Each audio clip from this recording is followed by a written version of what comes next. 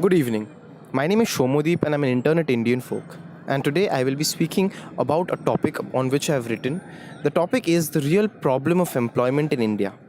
Now, when it comes to the whole idea of employment in India, we are afforded a sad recall about how jobs in India have dwindled over the last few years. Though every government tries to establish a number of jobs and a number of policies which will ultimately give rise to more and more jobs and gainful employment in India, it does not come about due to a number of faulty policy implementation which has taken place over the few years. Now, why is this happening? Is the problem with the decreasing labor force, or are there just not jobs in India or enough foreign companies or Indian companies willing to invest adequately in India? The problem, ladies and gentlemen, is twofold in India for the simple reason that the Indians have a very low skill set in the eyes of the foreign nationals and the multinational companies.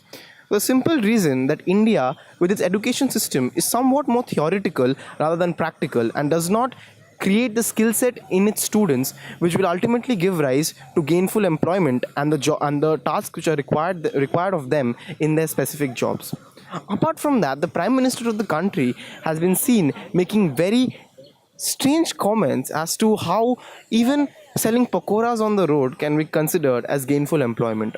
Now, that is clearly not the case because Indians and educated Indians getting degrees at the topmost institutes of India have not bargained to sell pakoras on the road.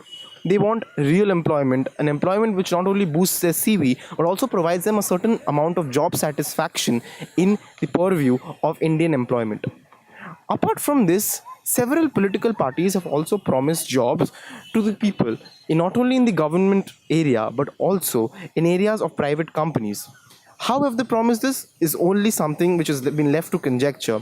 But what we must understand is that as long as India does not have jobs and as long as India does not produce jobs within itself, what will happen is that more and more people will go into poverty and unemployment. And unemployment, as we know, gives rise to the whole phrase and the axiom of an empty mind is a devil's workshop, which will result in a dwindling labor force, and that will ultimately be more detrimental to the employability and the reputation of our company to the reputation of our nation to the world at large.